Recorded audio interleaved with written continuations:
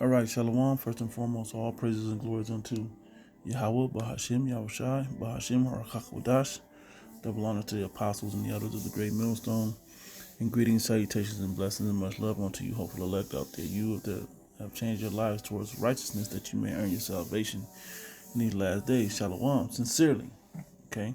Shalom unto you. All right, I'm your brother Shaquat from the Las Vegas Church. Just want to go into this parable of the tares and the wheat. Okay, because the things we've been going into, this is the hot topic, and I've been asked, outside of camp, outside of my this page, I've been asked in my daily life, once at work, and then I heard it somewhere else, separate, that about the Jew and the Gentile, the Jew and the Greek, and the heathen, and I'm trying to break this down, how Jay can get salvation. So it's just a hot topic right now, and this is where the real men of the Lord step up and really edify. So, Lord willing, this lesson is edifying. When you go into this particular chapter, Yahushua, who the world ignorantly calls Jesus Christ, he breaks down what's going on in the kingdom of heaven and the people, and how to discern even through an agricultural stance. Okay, when you notice the parable of the sowers there, the faith of a mustard seed is there, and the tares and the wheat is also in this chapter. Okay, so you can receive it if you're thinking about it with an agricultural mind, or a farmer, or a husbandman type mind, someone that brings forth, Salakia, someone that brings forth seed into the ground, and then watch it grow. All right, because that's how the truth will be. So starts with talking about things that could uproot people, but let's get to the point of the tares and the wheat. Okay, 24 says another in this the spirit, because further down he actually breaks these things down in another form, talking about the same thing. And I'll jump down to this parable's balance in this same chapter. Verse 24, it says, another parable put he forth unto them, saying, the kingdom of heaven is likened unto a man which sowed good seed in his field. But while men slept, his enemy came and sowed tares among the wheat and went his way. So the man put, in this analogy, the man put forth good seed, what he knew what it was, out in the field, and the enemy came and spread bad seed amongst them. Okay, and if you think about how the nature of the Adamites were, they were the sons of God, the sons of men, the sons of the wicked. Okay, particularly when the scriptures say, among my people are found wicked men. Okay, so the 2/3 are pretty much the wicked of the sons of God. Okay, when it comes down into, the sons of God break this down into the children of Israel. So anyway, I digress. So continue. Matter of fact, before I read on forward, I looked up the definition for tear. Okay, it says the first one says a vetch, especially the common vetch. It says in biblical use, and this is the plant version. It says an injurious weed resembling wheat when young. Okay, a injurious weed resembling wheat. Okay, so it looks just like wheat when it's young, but when it grows up, then it manifests that it's actually not wheat. Because wheat was a very prosperous and valuable herb to plant in your field, because it brought forth so much, whether it breaks down for bread and so on and so forth. But tares were injurious. They were weeds that I believe they choked up and squeezed out the life from the other herbs that were around it, other plants that were around it. Okay. Yeah, and that was the second. Into the another definition of it, but it said literally deficiency, tear, reject, deduct. Okay, reject. Okay, so you may look like an Israelite, but you're being rejected because you're not of the seed of Israel. One example I frequently use when explaining this about tares is Lenny Kravitz. Lenny Kravitz was born of an Amalekite father. Yeah, his mother was a Judite or whichever tribe she was from, you know, but his father was an Amalekite, okay, a so-called Jew. All right, so his seed comes from that lineage of people, not from the seed of his, not from his mother. His mothers don't have seeds. Okay, the husband or the has a seed. The father has a seed. Okay, so that's why this parable is so powerful. Okay,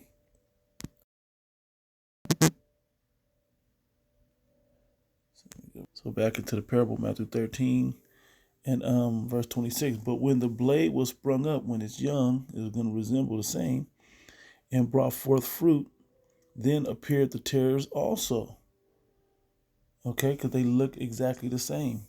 But even though they were not the same when they were young, it says, so the servant of the householder came and said unto him, Sir, didst not thou sow good seed in thy field? From whence then hath it tares? And he said unto them, An enemy hath done this. The servants said unto him, Will thou then go, that we go and gather them up? But he said, Nay, lest while ye gather up the tares, ye root up also the wheat with them. Okay? And so this is also an answer to spies. Okay, I want to add that second fold or second meaning into this. When you go into Judas Iscariot being one of the 12, hey man, he was in the closest men to the Lord. Okay? That's how close a spy was. But what did he do? He had to allow things to grow or to manifest, if you will, all right, before that enemy could be revealed or that tear could be revealed. Okay, and that's why it says here, let both grow together until the harvest. And that's how we're going to know when brothers are going to betray one another. Okay, that's how we know that's going to happen and people are going to depart from the faith because when that's why the above parable of the sower is so huge. Okay, now you can use that as tares being another race. You can use it as tares being false believers or false prophets. Okay, and when trouble comes, they're gonna show what manner of root they have if they're even rooted at all. Okay, which is a key understanding to have in this thing. All right. So going back to the actual parable itself, it says, verse 30, let both grow together until the harvest. And in the time of harvest, I will say to the reapers, gather ye together first the tares, and bind them in bundles to burn them, but gather the wheat into my barn. And that wheat also is the elect, man. Okay? So we're going to know who's really about this thing. Yeah, you may be an Israelite, okay? But are you really about this? So if you're not really about it, man, you're not going to be gathered into the barn, to his chambers, into the secret place of Yahweh Bashim Yahushua.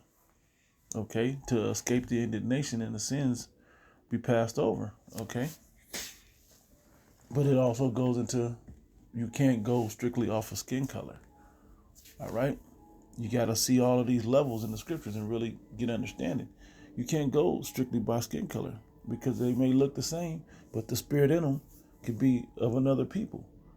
It may be in their mouth sweet as honey. It may sound good to them. They may actually be an Israelite and it sound good to them.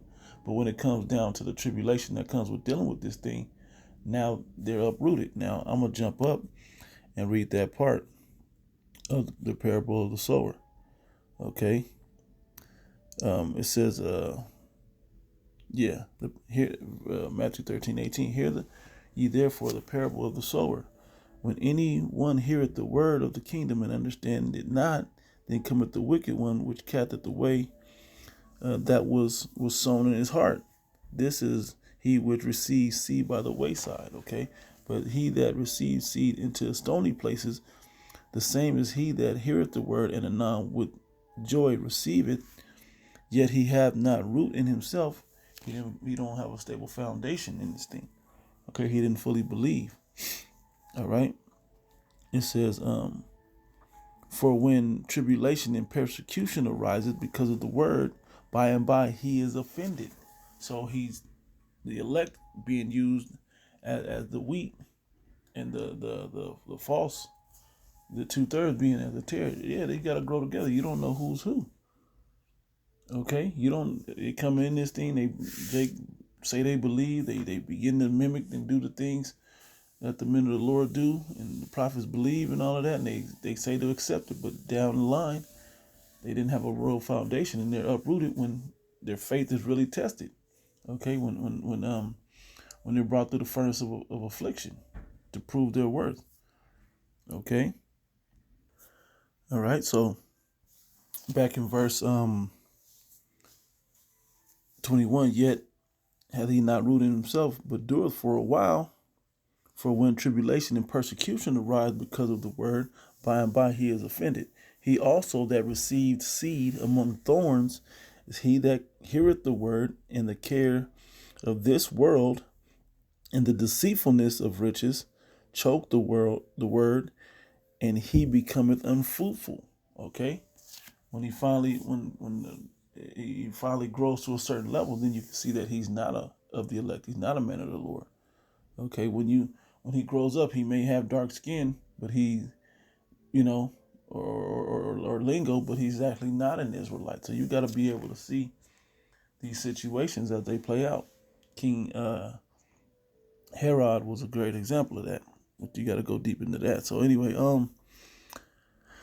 let's see, 23. It says, "But he that receives seed into the good ground, he is referring to the wheat now, right? Good ground is he that heareth the word and understandeth it, which also beareth fruit and bringeth forth some unto 100-fold, some 60, some 30." And that's where the parable of the tares and the wheat shows up. Okay. He went on to go into the mustard seed. Yeah. But the one I want to go to, it went to 11. Yep, this is breaking it all down. So I'll read it from here, from 37. He answered and said unto them, he that soweth the good seed is the Son of Man. Okay, the field is the world. The good seed are the children of the kingdom, but the tares are the children of the wicked one. You are of your father the devil, of the less will ye do. That's why the 2/3. And you gotta understand, some Israelites still are tares, man, spiritual tares. They're not physical tares, but they're spiritual tares. Okay, you gotta look at it that way. It says the enemy that sowed them is the devil, the wicked one, right? The enemy. The harvest is the end of the world, and the reapers are the angels. Okay, breaking this down into the situation, but he broke it down into an agricultural setting. It says, as therefore the tares are gathered and burned into the fire, so shall it be in the end of the world. And didn't he say that this world will go out by fire? In a Noah type, Sodom and Gomorrah type event. Okay. All right. And it will lead up with plagues like unto ancient Egypt. Okay. Anyway, it says, the Son of Man, 41, the Son of Man, talking about Yahushua, shall send forth his angels, and they shall gather out of his kingdom all things that offend, and them which do iniquity, and shall cast them into a furnace of fire. There shall be wailing and gnashing of teeth.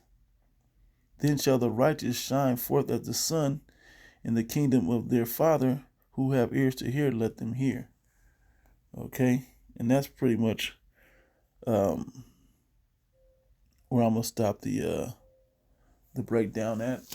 It explains itself in the chapter, but you have to put it in relevance of things at the end of the world. Okay, and it's funny because people hear these and don't pick up the actual sentiment of it, man. Not all Israel are of the children of Israel. There's an Israel of the flesh, and there's an Israel of Yahweh, okay, of the Heavenly Father that He gave unto His only begotten Son.